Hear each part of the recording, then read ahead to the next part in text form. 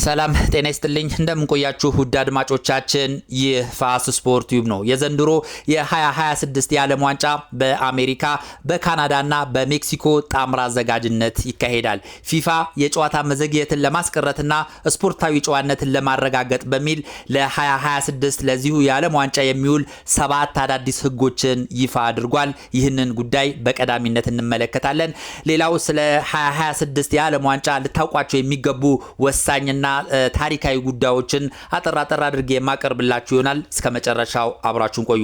ፊፋ የጨዋታ መዘግየትን ለማስቀረትና ስፖርታዊ ጨዋነትን ለማረጋገጥ በሚል ለ2026 የዓለም ዋንጫ 7 አዳዲስ ህጎችን ይፋ አድርጓል። በቅድሚያ እነሱን እንመልከት።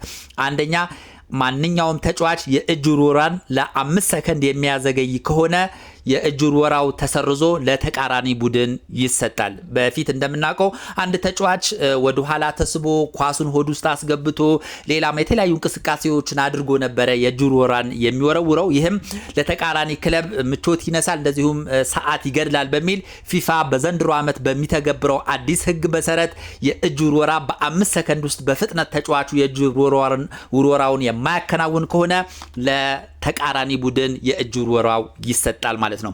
ሁለተኛ፣ ግብ ጠባቂዎች በግባቸው አካባቢ ኳስን ከመምታት ይልቅ የሚያዘገዩ ከሆነ ኳሱ ለተቃራኒ ቡድን ኮርና እንዲሰጥ ይወስናል። ያ ማለት ኳስ ወደ ውጭ ወጥቶ ወይም ወደ ሌላ አቅጣጫ ኳሱ በሚወጣበት ሰዓት በረኞች ያንን ኳስ መምታት በፍጥነት ይጠበቅባቸዋል።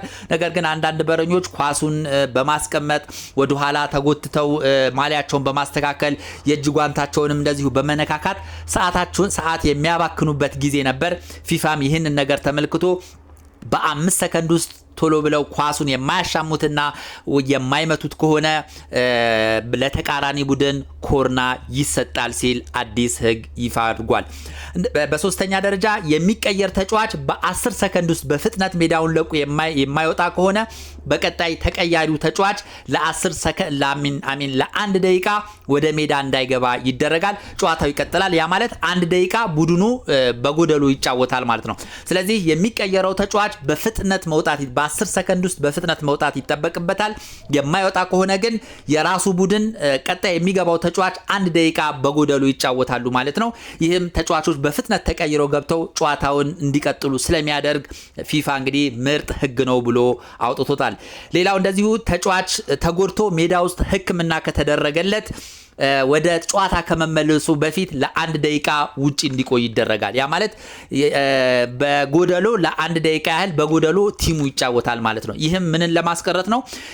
ያለ በስነ ስርዓት ሳይጎዳ ተጎድቻለሁ ብሎ ሜዳ ላይ ወድቆ ሕክምና እንዳይደረግለት ለማድረግ ነው። ምክንያቱም ቲሙ ለ1 ደቂቃ ያህል በጎደሎ የሚጫወት በመሆኑ ተጫዋቹ ከወደቀበት በፍጥነት ተነስቶ እንዲጫወትና ተጨማሪ ህክምና እንዳይጠይቅ ሊያደርግ ስለሚችል ፊፋ ይህንን ህግ በአራተኝነት ደረጃ ማውጣት ችሏል።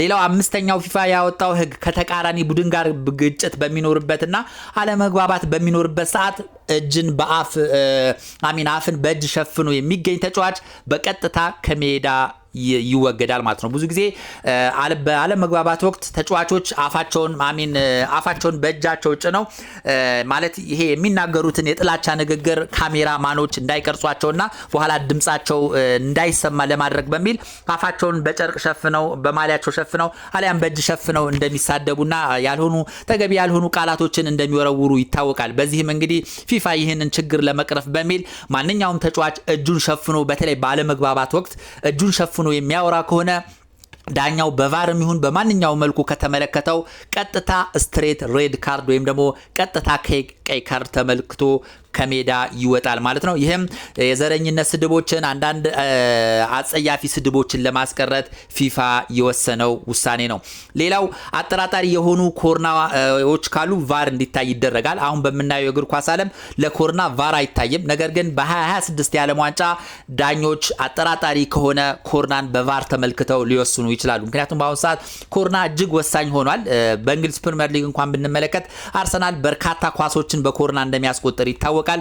ስለዚህ ኮርና እጅግ ቫሉ ያለው ጎል ለማስቆጠር ምቹ የሆነ አጋጣሚ በመሆኑ ያላግባብ ኮርና እንዳይገኝ ለማድረግ በሚል ቫር ይታያል ሲል ነው እንግዲህ ፊፋ የወሰነው። በሰባተኛ ደረጃ በሁለት ቢጫ ካርድ ከሜዳ የሚወጣ ተጫዋች ካለ በቫር ይታይለታል። አሁን ባለው ሁኔታ ሁለት ቢጫ ካርድ ማንኛውም ተጫዋች ከተመለከተ ቫር አይታይም፣ ቀጥታ ነበረ የሚወጣው። ስለዚህ ይህን ለማስቀረት በሁለት ቢጫ ካርድ ከሜዳ የሚወጣ ከሆነ ዳኛው ቫር ተመልክቶ ሊወስንለት ይችላል በሚል እነዚህ 7 ህጎችን ፊፋ ይፋ አድርጓቸዋል። የጨዋታ መዘግየትን ለመቆጣጠር እንደዚሁም ደግሞ ዲሲፕሊንን ለማስተካከል በሚል ነው ከዚህ በፊት ያልነበሩ እነዚህ 7 አዳዲስ ህጎችን ፊፋ ይፋ ያደረገው። የዘንድሮ የ2026 የዓለም ዋንጫ በደማቅ ሁኔታ በ3 ሀገራት መካከል ይደረጋል። አሜሪካ፣ ካናዳና ሜክሲኮ እንግዲህ ጨዋታ የሚያዘጋጁ ሀገራቶች ናቸው። የዘንድሮ የዓለም ዋንጫ የሚካሄደው በእኛ አቆጣጠር ማለት ነው ከሰኔ 4 እስከ ሐምሌ 12 ድረስ ይደረጋል። 48 ሀገራት ይሳተፋሉ። በዚህ ዓመት ለመጀመሪያ ጊዜ ነው 48 ሀገራት ሲሳተፉ። ከዚህ በፊት 32 ሀገሮች ብቻ ይሳተፉ እንደነበረ የምናውቀው ነው። 45 ሀገራት በ12 ምድብ ተደልድለው ጨዋታዎቻቸውን ያደርጋሉ። በዚህ ዓመት በ2026 የዓለም ዋንጫ ማለት ነው አውሮፓ 16 ክለቦችን ማሳተፍ ችሏል። አፍሪካ 10 ክለቦችን አሳትፏል። ኤዥያ ወይም ደግሞ ኢሲያ 9 ሀገሮችን አሳትፏል። ሰሜንና መካከለኛው አሜሪካ 6 ክለቦችን፣ ደቡብ አሜሪካ 6 ክለቦችን እንደዚሁም ኦሽኒያ 1 ክለብ በአንድ ሀገር በማሳተፍ በአጠቃላይ በዘንድሮ ዓመት ከሌላው ጊዜ በተለየ ሁኔታ 48 ክለቦች ተሳትፏል። በ12 ምድብ ተከፍለው ይጫወታሉ ማለት ነው። የመክፈቻው ጨዋታ የሚደረገው በሜክሲኮ ሲቲ ነው። ሜክሲኮ ከተማ ላይ ነው የሚደረገው። የመጀመሪያ ጨዋታቸውን የሚያደርጉት ሜክሲኮና ደቡብ አፍሪካ ይሆናሉ። በዚህኛው የዓለም ዋንጫ ለመጀመሪያ ጊዜ የሚሳተፉ ክለቦች አሉ።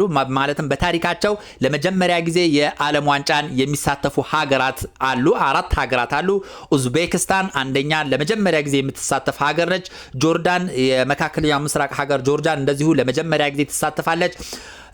ኩራካና የምትባል የሰሜን አሜሪካ ሀገር ነች። በጣም ትንሽዬ ሀገር ነች። በጣም የሚገርመው ነገር 150 ሺህ ህዝብ ብቻ ነው የሚኖርባት። ይቺ ሀገር እንግዲህ ለመጀመሪያ ጊዜ ለዓለም ዋንጫ አልፋ የምትሳተፍ ይሆናል። እንደዚሁም የአፍሪካዊቷ ኬፕ ቨርዴም ለመጀመሪያ ጊዜ በዓለም ዋንጫ ተሳታፊ ትሆናለች። እነዚህ 4 ሀገራት ለመጀመሪያ ጊዜ የዓለም ዋንጫ ላይ ይሳተፋሉ። ሌሎች 44 ሀገራት ግን ከዚህ በፊት አንዴም ሆነ በሌላ ጊዜ ተሳትፈው ያውቃሉ። አጠቃላይ የዓለም ዋንጫ ከተመሰረተ ጊዜ አንስቶ ብራዚል 5 ጊዜ በማንሳት ቀዳሚ ሀገር ነች። ጣሊያን 14 ጊዜ ጣሊያንና ጀርመን እያንዳንዳቸው 4 ጊዜ በማንሳት ሁለተኛ ደረጃን ይዘዋል። እንደዚሁም የበፊቱ አሸናፊ የነበረችው አርጀንቲና 3 ጊዜ በማሸነፍ እንግዲህ እነዚህ ሀገራት በዓለም ዋንጫው ከፍተኛ ዋንጫ ያገኙ ሀገራት ናቸው። እንግዲህ የዘንድሮ የፍጻሜ ጨዋታ የሚደረገው ሐምሌ 12 በኒውዮርክ ከተማ በኒው ጀርሲ ስታዲየም ይደረጋል ማለት ነው። በአጠቃላይ እንግዲህ ዘንድሮ ያለው የ2026 የዓለም ዋንጫ መረጃዎች ይህን ይመስላሉ። እንግዲህ ስለነበረን ቆይታ እጅግ አድርጌ አመሰግናለሁ። መልካም ጊዜ